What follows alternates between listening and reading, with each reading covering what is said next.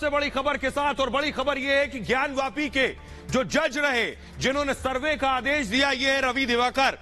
Gyanvapi case के जज को धमकी मिली है। इस वक्त की सबसे बड़ी खबर यह है, ये जो आप देख रहे हैं, जो सर्वे हुआ, जो तस्वीरें आपने देखी, जो शिवलिंग दुनिया के सामने आया, इस सर्वे के आदेश देने वाले जज थे रवि दिवाकर। और रवि दिवाकर को अब धमकी मिलने लगी है। ये देख रहे हैं, इस सर्वे का आदेश दिया था जज रवि दिवाकर ने। तस्वीर दिखाइए जरा जज रवि दिवाकर की। ये आप देख रहे हैं, ये है सिविल डिवीजन जज रवि दिवाकर, जिन्हें धमकी दी गई है। बाकायदा चिट्ठी मिली है उन्हें। आइए आपको बताता हूं कि क्या धमकी मिली है उन्हें जज रवि दिवाकर को। इससे पहले आपको याद होगा जब उन्होंने अपना आदेश लिखा था, उस दौरान भी उन्होंने कहा था परिवार को चिंता है उनकी जान की।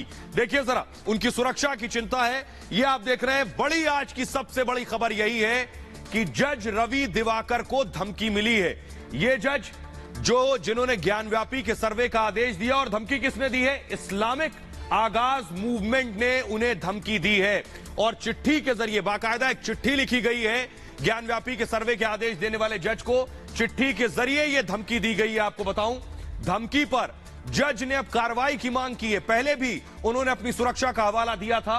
मुख्य सचिव को जज दिवाकर ने बाकायदा चिट्ठी लिखी है, यानी चीफ सेक्रेटरी को चिट्ठी लिख दी है कि उन्हें धमकी मिली है। जज दिवाकर ने ज्ञानव्यापी सर्वे का फैसला सुनाया था, और सर्वे के फैसले को लेकर परिवार उनका पहले से बहुत खौफजदा था। उनकी मां, उनकी पत्नी में बहुत खौफ और डर था कि सर्वे का आदेश दिया, इसलिए उनकी सुरक्षा बढ़ाई जानी चाहिए। सुरक्षा संभव है बढ़ाई गई, लेकिन उन्हें चिट्ठी मिली है अब धमकी की। आइए मैं आपको बताऊं, आइए जज रवि दिवाकर को धमकी की चिट्ठी मिली, वो मैंने आपको बताया। लेकिन आज की एक और बड़ी खबर है। बड़ी खबर यह है योगी आदित्यनाथ से जुड़ी हुई कि अब अवैध धार्मिक स्थल जो है, मंदिर मस्जिद पर लाउड एक्शन की तैयारी योगी आदित्यनाथ ने कर ली है। आपके घर के बाहर सड़कों पर जो फुटपाथ है, वहां भी धार्मिक स्थल बना दिए जाते हैं। तो अगली तैयारी, तस्वीरें दिखाई अगली, योगी आदित्यनाथ ने अब उस पर एक्शन की तैयारी कर ली है। अवैध धार्मिक स्थलों पर एक्शन होगा, बिना भेदभाव के ये एक्शन होगा। योगी आदित्यनाथ ने बाकायदा लिस्ट तैयार की है। तो कैसे अब तक जो सड़क के किनारे धार्मिक स्थल के जरिए अतिक्रमण हो रहा था, यानी योगी आदित्यनाथ को आपने देखा होगा अब तक कि अवैध इमारतों पर एक्शन हो रहा था, लेकिन अब अवैध बहुत से धार्मिक स्थल उत्तर प्रदेश में सड़कों पर, चौराहों पर, गलियों में, फुटपाथ पर बने हैं, उन पर एक्शन की बारी है। लाउड स्पीकर पर एक्शन के बाद योगी का यह नया फरमान है। आपको बता दूं, सभी जिलों में अवैध धार्मिक स्थल की पहचान के निर्देश हैं। इनकी पहचान की जाए, सड़क पर अतिक्रमण वाले धार्मिक स्थल की बाकायदा लिस्ट बनाई जाए। जो अवैध धार्मिक स्थल हैं, अतिक्रमण वाले, मंदिर हो या मस्जिद हो, सबकी लिस्ट तैयार करने को कहा है योगी ने। और सभी जिलों में अभियान चलाकर लिस्ट बनाने को कहा है, यानी पूरा अभियान, पूरा प्रशासन इसमें लगेगा। लिस्ट तैयार होने के बाद आगे की कार्रवाई तय की जाएगी कि अब आगे कार्रवाई क्या होनी है। सड़क पर कोई धार्मिक गतिविधियां आयोजित ना हो, योगी ने सख्ती से कहा है। 10 जून तक सभी सड़कें, बड़ी बात यह कि 10 जून तक, यानी दिन कम बचे, सभी सड़कें उत्तर प्रदेश में अतिक्रमण मुक्त कराई जाएं, यह है निर्देश। अवैध टेम्पो स्टैंड को भी प्रशासन से हटाने को कह दिया है। कहीं भी रोड पर टैक्सी टेम्पो खड़े होते हैं जो जाम लगाते हैं। 11 जून से मंत्री स्तरीय समूह कानून व्यवस्था की समीक्षा करेगा। इसके अलावा किसी तरह की लापरवाही पर सख्त कार्रवाई भी की जाएगी शासन के द्वारा। लेकिन सवाल यह है, योगी का जो ये एक्शन होगा, यह निष्पक्ष होगा जैसे लाउड स्पीकर पर हुआ था, और विरोधियों की बोलती बंद करने वाला होगा। जरा रिपोर्ट देखिए। ये या माइक उतारने के लिए हमने कहा कि भाई देखो, लोगों को परेशानी होती है, परिसर के बाहर आवाज नहीं आनी चाहिए। लाउड स्पीकर पर एक्शन के बाद अब योगी का नया फरमान, सड़क किनारे बने अवैध मंदिर मस्जिद की लिस्ट हो रही है तैयार। उत्तर प्रदेश के मुख्यमंत्री योगी आदित्यनाथ पर मुस्लिमों के खिलाफ कार्रवाई को लेकर लगातार आरोप लगते रहे।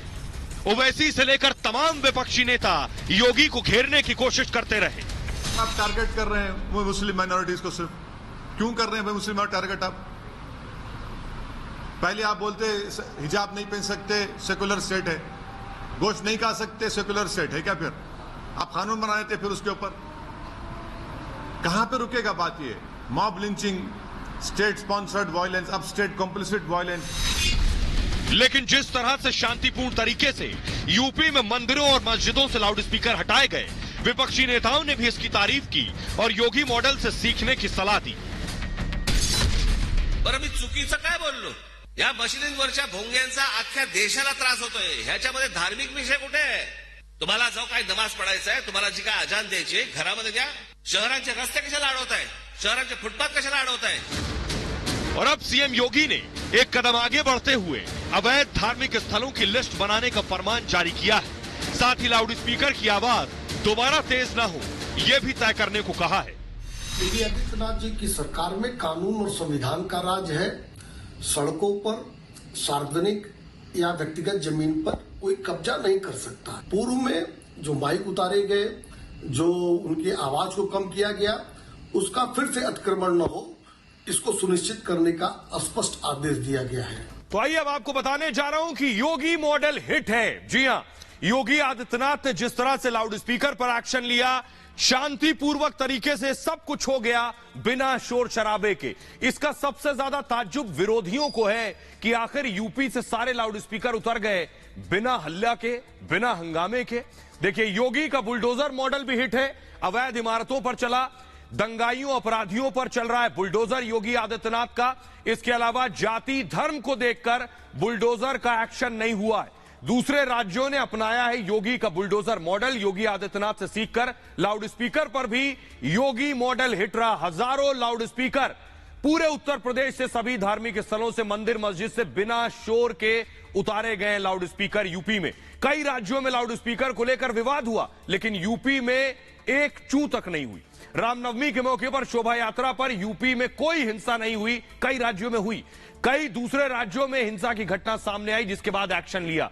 ईद पर सड़क पर नमाज पढ़ने की घटना नहीं हुई क्योंकि मनाही थी। सभी धर्मों के लिए योगी राज में एक समान कानून चल रहा है, किसी धर्म के साथ कोई भेदभाव नहीं हो रहा है। इसी वजह से योगी मॉडल की तारीफ भी चारों तरफ हो रही है।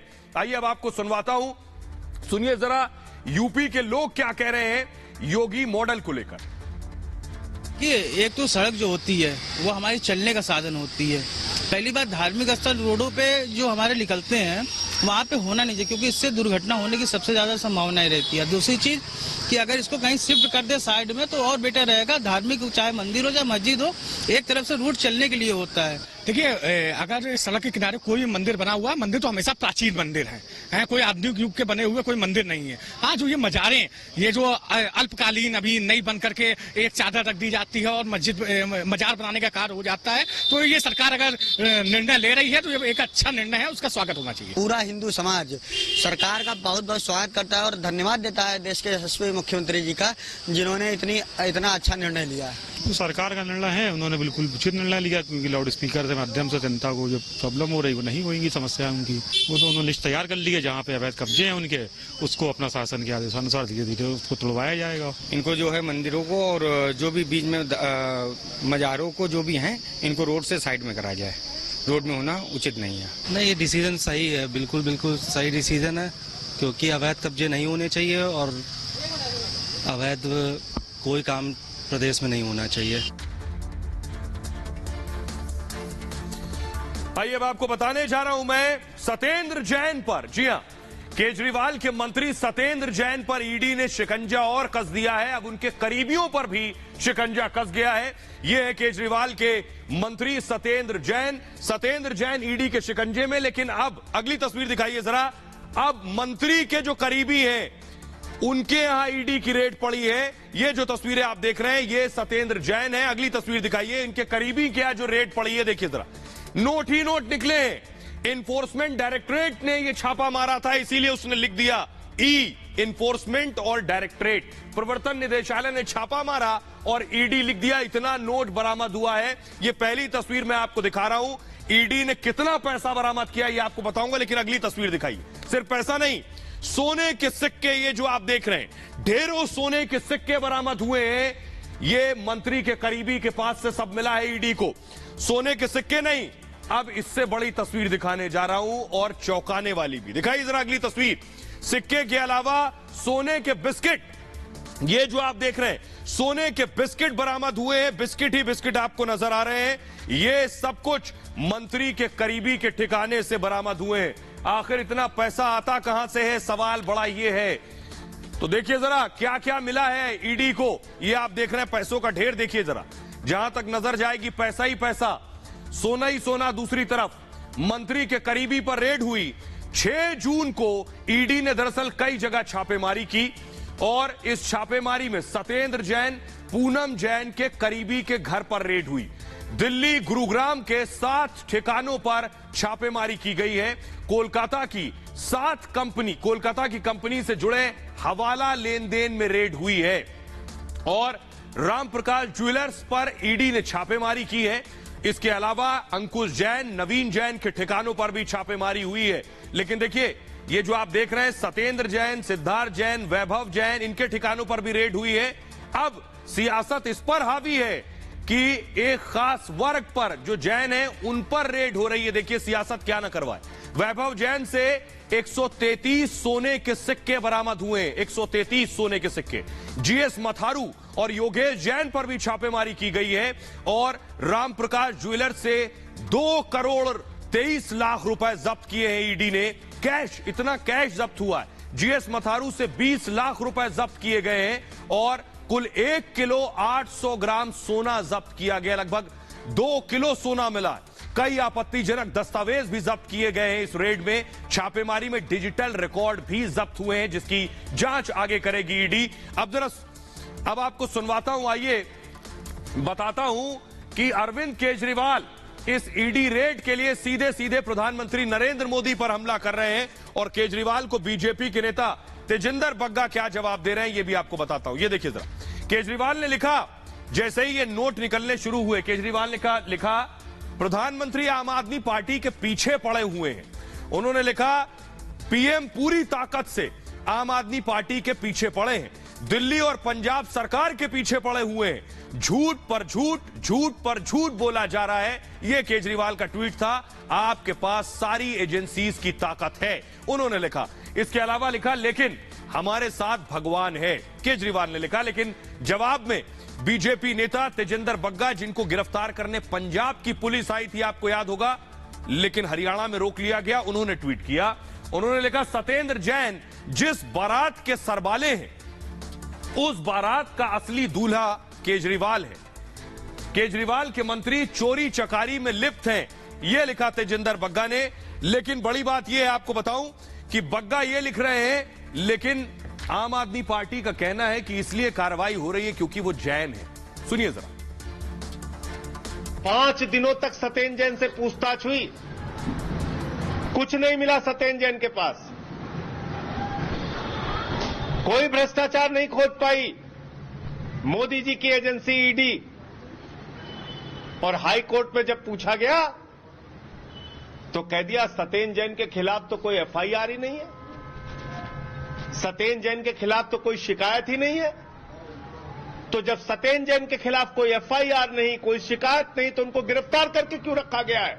वैसे तो आम आदमी पार्टी की सरकार की उपलब्धि यह है कि पंजाब और दिल्ली दोनों ही जगह जहां पर उनकी सरकारें हैं वहां पर उनके हेल्थ मिनिस्टर हवालात मिनिस्टर बने हैं।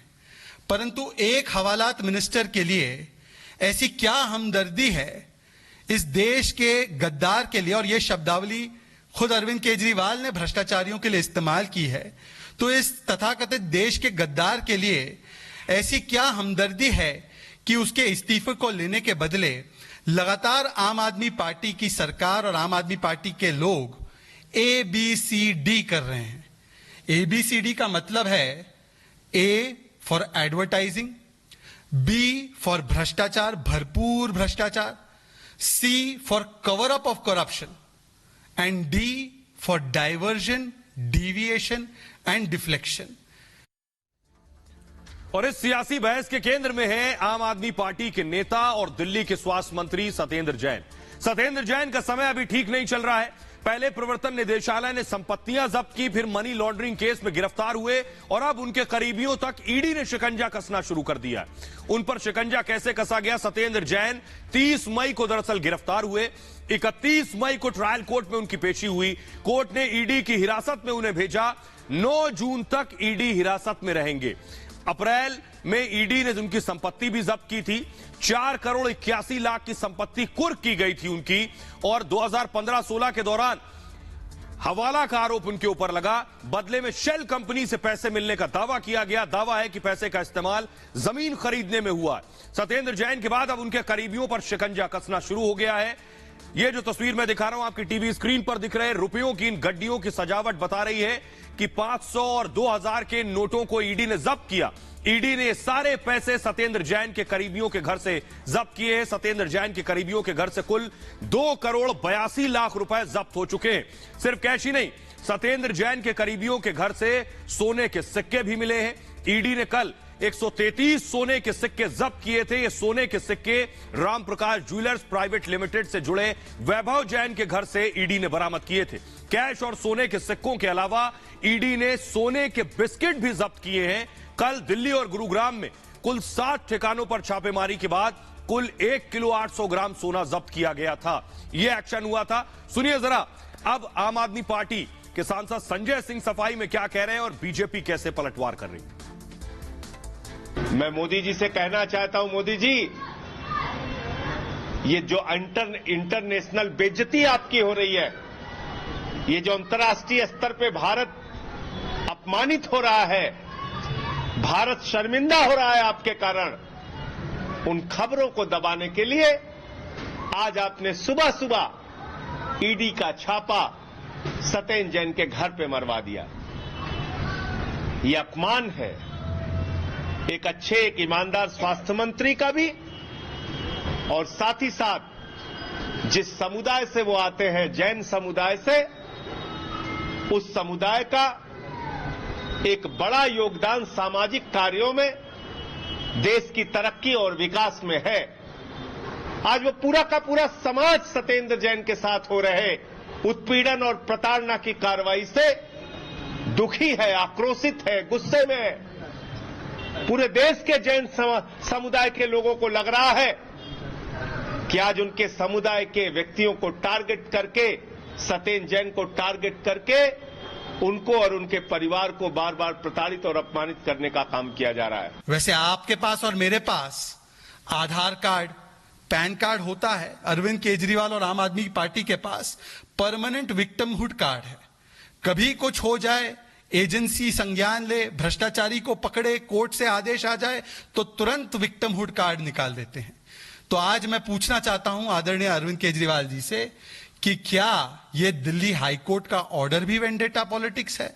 जो रिमांड दी गई है 10 दिन की ईडी को कोर्ट के द्वारा, क्या यह भी वेंडेटा पॉलिटिक्स है? क्या जो पिछले महीने अटैचमेंट ऑर्डर आया था सत्येंद्र जैन के एसेट्स का 4.81 करोड़ का, जो आज भी कायम है, क्या वो वेंडेटा पॉलिटिक्स है? और अगर ये सारी चीजें वेंडेटा पॉलिटिक्स है, इतना समय आपके पास था, किसी कोर्ट ऑफ लॉ ने आपको राहत दी है? क्या आप किसी कोर्ट ऑफ लॉ में जाकर ये कह पाए कि ये जो भी कार्रवाई हो रही है, हम तो बड़े ईमानदार हैं जी, हमने तो कुछ नहीं किया जी, उल्टा ये हमें द्वेषपूर्ण कार्रवाई में फंसा रहे हैं? क्या ऐसा एक भी आदेश राहत देने वाला आपके पास आया है? तो बड़ी बात यह है, आपको याद होगा कन्नौज में जब इत्र वाले मित्र पर छापा पड़ा तब भी कहा गया वो जैन समुदाय से आते हैं इसलिए। अब यहां भी जब रेड पड़ी है तो अब जैन समाज से आते हैं इसलिए रेड हो रही है। यह भी बड़ा ताज्जुब की बात है कि सियासत यहां भी जाति और मजहब खोज लेता है। बहरहाल आइए अब आपको दिखाता हूं मैं कि कैसे केजरीवाल के सिर्फ एक मंत्री नहीं है, इससे पहले कौन से केजरीवाल के मंत्री हैं जो जेल जा चुके हैं। सत्येंद्र जैन ईडी की कस्टडी में है। इसके अलावा विजय सिंगला, अमानतुल्ला, सोमनाथ भारती, ये वो नेता हैं जिन पर कार्रवाई हुई है। इसके अलावा अगली नेता जिन्हें आप देख रहे हैं, निशा सिंह, बलबीर सिंह, नरेश यादव और जितेंद्र सिंह तोमर। 4 ये 4 वो 4 8 हो गए और 4 12 गोपाल, गोपाल इटालिया के अलावा जगदीप सिंह, महेंद्र यादव और अखिलेश त्रिपाठी। 12 के अलावा 4 और 16। उनमें सबसे पहले हैं कमांडो सुरेंद्र सिंह, दूसरे मनोज कुमार, तीसरे प्रकाश जरवाल और चौथे हैं दिनेश मोहनिया। तो ये वो चेहरे और 2 और बचे हैं, शरद चौहान और युवराज सिंह जडेजा। ये नेताओं पर कार्रवाई हो चुकी है, केजरीवाल के करीबी रहे हैं। बहरहाल खबरों में आगे बढ़ते हैं। अगली बड़ी खबर है कानपुर से जुड़ी हुई, योगी आदित्यनाथ के बुलडोजर से जुड़ी हुई। बुलडोजर का डर और कफन की धमकी। दरअसल आपको बताऊं, कानपुर में जो हिंसा हुई उसके लिए अब योगी आदित्यनाथ ने पूरी तैयारी कर ली है प्रशासन ने कि बुलडोजर चलेगा उन इमारतों से पर जहां से पत्थर चल रहे थे। अगली तस्वीर दिखाइए जरा, तस्वीर दिखाइए जो आप देख रहे हैं। ये जो तस्वीरें आप देख रहे हैं, जो पत्थर चलाते हुए जिन इमारतों से लोग नजर आ रहे हैं, कानपुर में पत्थर चल रहे थे। ये हिंसा के दौरान ऊपर से लोग पत्थर चला रहे थे। इन लोगों को अब चिन्हित किया जा रहा है किन इमारतों से ये पत्थर चले। तो जिन इमारतों से पत्थर चले हैं वहां अब एक्शन होगा। देखिए जरा, तो अवैध बिल्डिंग की बाकायदा लिस्ट तैयार हो रही है। कानपुर में हिंसा के बाद अब एक्शन में प्रशासन आ गया है। कानपुर में इमारतों की लिस्ट बाकायदा तैयार हो गई है, कौन कौन सी इमारत जहां से पत्थर चल रहे थे, और थोड़ी बहुत नहीं 147 इमारतों की सूची बना ली गई है। 147 3 से 7 मंजिला इमारतों की लिस्ट है। कौन सी इमारत है जो अवैध तरीके से बनी है। बिल्डिंग की ऊंचाई मानक के विपरीत है, यानी इजाजत थी सिर्फ 3 फ्लोर बनाने की, लोगों ने बना दिए 7-7 फ्लोर। इनमें से कई इमारतों से पथराव हुआ है। ये सब निशाने पर है। इमारतों की वीडियोग्राफी के भी आदेश बाकायदा दे दिए गए हैं और कानपुर डेवलपमेंट अथॉरिटी ने बाकायदा इसके लिए कमेटी तैयार की है। अवैध इमारतों पर कार्रवाई होगी और कार्रवाई के साथ साथ आपको बताऊं, अभी से इन इमारतों की लिस्ट तैयार कर ली गई है। आइए अब आपको सुनवाता हूं, खुद चश्मदीद को सुनिए जिसने पत्थर चलते देखे, दूसरा जो वहां की डीएम थी, खैर आज उनका तबादला हो गया, उन्हें भी सुनिए। ये बिल्डिंग जितनी ये सामने ऊंची बनी है मोहम्मदनों की, ये यहीं से पथराव हो रहा था। क्या सर ये प्री प्लानिंग रहता है कि इतना पत्थर कैसे कोई अपनी छत पे रखे रहेगा? इन लोगों का पहले से प्लानिंग था। ये लोग यही नहीं ठेला पर भर करके लाए हैं, जिनके पास बम भी थे, अद्दा भी थे, सारी चीजें थी इनके पास। अब वो उन बिल्डिंगों से हमेशा सुरक्षा कर्मचारी उन पर हम लोगों पर सारे हमले किए जाते हैं। जो नियमानुसार है उसका निर्माण नियमानुसार होना चाहिए, न कि अवैध। यदि अवैध है तो उनको गिराना चाहिए। ये बात भी निकल कर आ रही है कि इसके साथ साथ में हमें जो पेरिफेरली एक्टिविटीज जो लेनी है उन पर भी हमें कार्रवाई करनी है। एंड एक योजनाबद्ध तरीके से केडीए लगातार इन एरियाज में काफी प्रवर्तन कार्य कर रहा है। इससे पूर्व इन सकरी गलियों में कभी भी प्रवर्तन कार्य नहीं हुआ। तो विगत 1 माह से ये कार्रवाई चल रही थी, लेकिन इस बार जब हम लोगों ने मौका वारदात पे हम सब थे तो हम लोगों ने इस चीज को महसूस किया कि और एक सघन अभियान की आवश्यकता है। एंड केडीए के साथ में मिलकर हम लोगों ने इसको टेकअप करने की रणनीति भी बनाई है। इस पे ये बड़ी बात ये कि पहले तो पत्थर चले, इमारतों से पत्थर चले, और अब जब एक्शन की बारी, कार्रवाई की बारी आई तो कानपुर के जो इमाम है कुद्दूस, वो धमकी दे रहे हैं, कफन की धमकी दे रहे हैं, लोगों को उकसा रहे हैं। जरा इनको सुनिए, इनकी धमकी सुनिए इमाम की, और बीजेपी के विधायक महेश उस पर क्या जवाब दे रहे हैं, दोनों को सुनिए। जायज बात है कि एक दफा कार्रवाई हो रही है। 90%, 95% मुसलमानों की गिरफ्तारी हो रही है, 2-4% में उनकी हो रही है। उसकी कोई हैसियत नहीं। 10% में उनकी मान लीजिए, चलते चलते उठा ली। बेगुनाहों की गिरफ्तारियां ज्यादा हो रही हैं। वो नवैयत दूसरी थी, यहाँ की नवैयत शहर की दूसरी है। अगर इस तरह की कोई कदम उठाए गए तो फिर सब कफन बांध के लोग निकल भी आएंगे मैदान में। ज्यादा दिन इंतजार नहीं कर पाएंगे। अब ज्यादती की इंतहा, सब्र की इंतहा हो रही है। तो यही करना, जब हमें रहने नहीं देना, हमारे बच्चों को पकड़ना, गिरफ्तार करना, जुल्म ज्यादती करना, घर तोड़ देना, तो ठीक है, हम मरने के लिए तैयार है ना। अब तो हम सब कफन बांध के निकलने आ रहे। जैसे हम लोगों में संत होते हैं, शंकराचार्य होते हैं, संत है, ऐसे शहर काजी भी संत के रूप में होते हैं। और संत ही अगर भड़काऊ बात करेंगे और लोगों को लड़ाने का विचार रखेंगे तो हमको लगता है पृथ्वी का संतुलन बिगड़ेगा। कानून के दायरे में सबको रहने की आवश्यकता है, अमन चैन रखने की आवश्यकता है, और खासकर शहर काजी को ऐसे बयान नहीं देना चाहिए। सोचिए, शहर काजी ने पत्थरबाजों पर एक शब्द नहीं कहा, हिंसा करने वालों पर एक बात नहीं कही, पेट्रोल बम फेंकने वालों पर कुछ नहीं बोला, लेकिन उकसा रहे हैं वो। ये तस्वीर मैं आपको दिखा रहा हूं, कल ये पोस्टर जारी हुआ था। इस पोस्टर में जो 13 नंबर आप तस्वीर देख रहे हैं, 13 नंबर, इसे मैं टच करूंगा, उसके बाद इसने सरेंडर कर दिया है। देखिए जरा तस्वीर दिखाइए, ये आप देख रहे हैं, ये है वो लड़का, नाबालिग है, कानपुर में सरेंडर किया, इसका नाम सल्लू है। ये देखिए, ये आप देख रहे हैं, इसका पोस्टर जारी हुआ, इसने वो पोस्टर देखा और उसके बाद ये योगी का खौफ है कि परिवार वालों ने इसे थाने भेज दिया और उसके बाद इसने वहां जाकर सरेंडर किया। ये देखिए जरा, थाने में सरेंडर करने पहुंचा है ये और इसने सरेंडर कर दिया है थाने में जाकर। लेकिन आइए अब मैं आपको दिखाऊं कि कानपुर में जो हिंसा हुई थी, इसमें अब तक कितनी गिरफ्तारियां हुई हैं। अभी भी एक्शन हो रहा है, पुलिस अभी भी इस मामले में कार्रवाई कर रही है, कुछ और पोस्टर भी जारी हो सकते हैं। यह है बड़ी खबर। देखिए जरा, अभी जो कार्रवाई हुई है, कानपुर में ताबड़तोड़ एक्शन हो रहा है। अब तक थोड़ी बहुत नहीं, 50 गिरफ्तारियां हो चुकी हैं, 50 कई और की तलाश जारी है। इसके अलावा जल्द एक और नई लिस्ट जारी होने वाली है। कल जो 40 लिस्ट की लिस्ट थी, एक और लिस्ट जारी होगी। इसके अलावा फोटो समेत जारी होगी दंगाइयों की लिस्ट। नई तस्वीरें कुछ सामने आएंगी, जो नए सीसीटीवी उसके आधार पर। पहली लिस्ट में 40 तस्वीरें सामने आई थी, 38 पहले गिरफ्तारियां हो चुकी थी। पुलिस एक्शन के बाद लोग सरेंडर करने लगे हैं, दंगाई सरेंडर कर रहे हैं। रोमा प्रिंटिंग प्रेस के मालिक पर शिकंजा कस गया है। मालिक को भी मैं सुनवाऊंगा अभी आपको। प्रेस मालिक शंकर लाल को पुलिस ने उठाया है। शंकर लाल ने दरअसल पोस्टर छापे थे। शंकर लाल पर भड़काऊ पोस्टर छापने का आरोप है। सीसीटीवी फुटेज में मुख्य आरोपी दिखे थे एक साथ और कानपुर की डीएम नेहा शर्मा का तबादला हो गया है। एक्शन में यह भी हुआ है। निदेशक स्थानीय निकाय भेजी गई है वो। ये अब तक एक्शन हुआ है। आइए अब मैं आपको दिखाता हूं कि जिसने छापा था, यानी जो पोस्टर भड़काने वाले जो पोस्टर छपे थे, वो पोस्टर किस शख्स ने छापे थे। उनका नाम है शंकर लाल। ये देख रहे हैं आप, ये है शंकर लाल। इन्होंने पोस्टर छापे थे। सोचा नहीं होगा कि ये दिन देखने पड़ेंगे। सलाखें देख रहे हैं, सलाखों के पीछे है शंकर लाल। क्या कह रहे हैं शंकर लाल, जरा सुनिए। मेरे सहयोगी गौरव ने इनसे बात की, सुनिए जरा। आपसे हाशमी ने क्या कहा था? हाशमी आपसे मिला था? हमसे उन्होंने कहा 20 प्रिंट ये निकाल, तो मैंने निकाल दिए। तो हाशमी पहले भी आपसे प्रिंट निकलवाता रहा है? नहीं, पहले एक आध बार पहले आया, अपने विजिटिंग कार्ड वगैरह ले पूरी घटना का मास्टरमाइंड है हाशमी जी। तो हाशमी से आप पहले मिले थे? आपकी मुलाकात पहले भी है? एक बार पहले हुई है बस। अच्छा, तो अपने काम से आपसे प्रिंट कराने उसने कहा प्रिंट कर दीजिए आपने। अच्छा, आप हयात जफर हाशमी को आप पहले से जानते थे? नहीं, ऐसा नहीं है। अच्छा शंकर जी, ये बताइए कि इस तरह के जब पोस्टर छापे जाते हैं बंदी को लेकर या जेल भरने आंदोलन को लेकर, तो पुलिस को जानकारी दी जाती है। आपने जानकारी नहीं दी? जानकारी नहीं दी। असल में बंदी का था तो बस वो छाप दिया। उस पोस्टर्स में जेल भरो आंदोलन की बात जिक्र किया गया था। अच्छा, आपके जो पोस्टर्स हैं उसमें ये था जिक्र। अच्छा, तो शंकर लाल अभी सलाखों के पीछे है। पोस्टर छापने का आरोप है इनके ऊपर। अगली तस्वीर जो मैं आपको दिखाने जा रहा हूं, ये देखिए सीसीटीवी।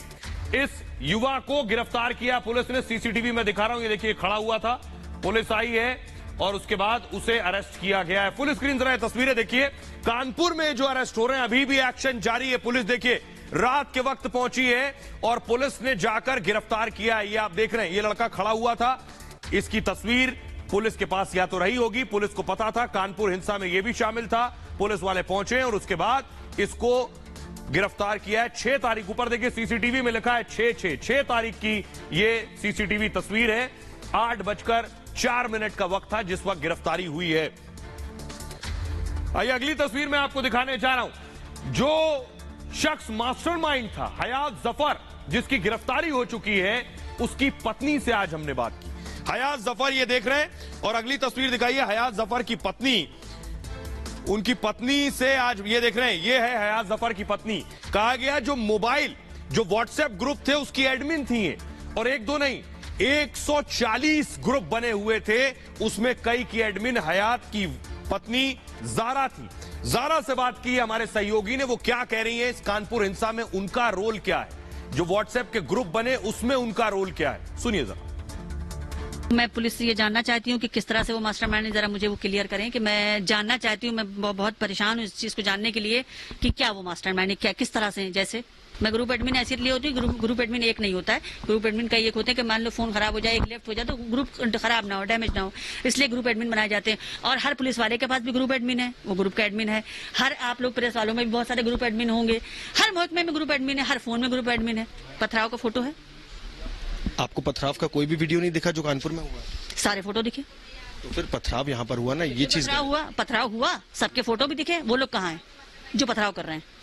हमें वो लोग दिखाइए जिनके बड़े बड़े फोटो हैं, जो गुम्मा उठा कर, मोनू गुम्मा ला, संदीप ये उठा। वो लोग कहाँ है? किसी की आवाज नहीं है। है जफर हाशमी गुम्मा ला, किसी ने ये नहीं कहा जफर हाशमी क्या कर रहे हो, है जफर हाशमी कहाँ हो, मार डालो इनको, पकड़ लो इनको।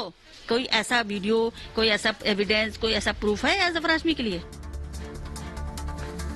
तो हयात जफर की पत्नी का कहना है कि ग्रुप एडमिन कोई भी हो सकता है, लेकिन वो ये नहीं बता रही कि उस ग्रुप में वो क्यों थी।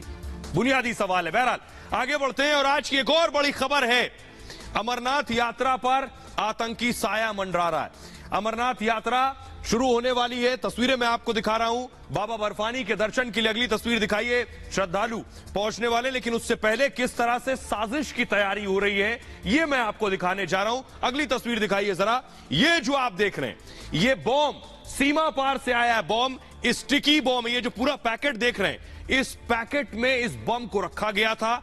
एक ड्रोन सीमा पार से आया और भारतीय सीमा के अंदर दाखिल होकर इसे गिराकर वो ड्रोन लौट गया। और देखिए क्या निकला इसके अंदर से, ये मैं आपको दिखाने जा रहा हूं। अगली तस्वीर दिखाई जरा। टिफिन बॉम्ब, वो तस्वीर दिखाइए अगर आपके पास है वो तस्वीर।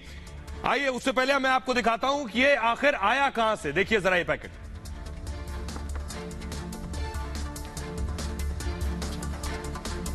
ये आप देख रहे हैं पाकिस्तान से 4 किलो, यानी पाकिस्तान और भारत की जो सीमा है, उस सीमा के अंदर लगभग 4 किलोमीटर से ज्यादा अंदर अखनूर में आया है ये पैकेट जो आप देख रहे हैं इस वक्त। लेकिन सवाल यह है, अमरनाथ यात्रा पर आतंकी साया कैसे? सरफेस ग्राफिक्स के जरिए मैं आपको दिखाऊंगा।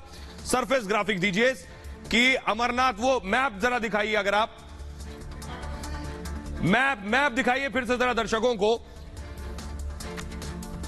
मैप देखिए जरा कैसे, अब आप देख रहे हैं किस जगह से, पाकिस्तानी सीमा में किस जगह से ये ड्रोन अंदर दाखिल हुआ है, वो मैं आपको दिखा रहा हूं। लेकिन इस साजिश के पीछे क्या अमरनाथ यात्रा निशाना थी, वो सबसे बड़ी बात है। ग्राफिक दीजिए और ग्राफिक्स के जरिए देखिए जरा, ये मैं आपको दिखा रहा हूं। अमरनाथ यात्रा को लेकर खतरे का अलर्ट जारी किया गया। बाकायदा स्टिकी बम से हमले का खतरा है और गिरफ्तार आतंकियों से पूछताछ में इनपुट मिले हैं। कुछ सबूत भी सुरक्षा एजेंसियों को मिले हैं और कश्मीर में आतंकियों के पास स्टिकी बम, साथ ही साथ खुफिया एजेंसियों को पुख्ता जानकारी मिली है। आतंकियों के टारगेट पर भक्तों के वाहन है। सिक्योरिटी प्लान में बदलाव किया गया है। गाड़ियों के मूवमेंट का प्लान बदल दिया गया है। सुरक्षा एजेंसियां पूरी तरह से फिलहाल अलर्ट पर हैं। पिछले कुछ दिनों में कई स्टिकी बम मिले हैं। ये बम आतंकियों से बरामद किए गए हैं और अमरनाथ यात्रा 30 जून से शुरू होने वाली है। उससे पहले ये चीजें बरामद हो रही। 370 हटाए जाने के बाद पहली अमरनाथ यात्रा है। 11 अगस्त तक अमरनाथ यात्रा चलने वाली है। 2 साल कोरोना की वजह से यात्रा स्थगित रही है और इस बार करीब 3 लाख से ज्यादा भक्त दर्शन करने वाले हैं। अब जरा सुनिए क्या कुछ कह रहे हैं एडीजी और एक्सपर्ट्स। दयारन के इलाके में तकरीबन 11 बजे रात को ड्रोन एक्टिविटी ऑब्जर्व हुई और ड्रोन से एक पैकेट गिराया गया। हमारे जो फोर्स वहाँ पे थे, पुलिस की फोर्स, वहाँ पे उन्होंने ड्रोन पे फायरिंग की, लेकिन जो पेलोड ड्रॉप हुआ था उसको रिकवर किया गया और जब उसकी जांच हुई तो उसमें 3 इम्प्रोवाइज एक्सप्लोसिव डिवाइस जो है मैग्नेटिक किस्म के, वो बरामद हुए, जो कि बच्चों के टिफिन बॉक्स जैसी पैकिंग में बंद कैद किए गए थे।